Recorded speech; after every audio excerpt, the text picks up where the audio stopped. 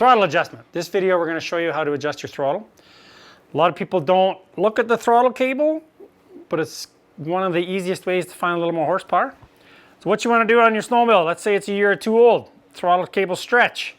So you want to look at your throttle cable and you want to check the tension on it. If it's loose, that's horsepower you're losing. So if it's loose, what you want to do is tighten it. Most snowmobiles have a place to tighten the shaft or the cable nowadays. Polaris is usually up by the handlebars somewhere. On these new cats, you have to kind of, well, you don't have to, but it's a little easier to take the shield off. This is just a heat shield. Comes off real easy. Okay. I thought it'd come off easy.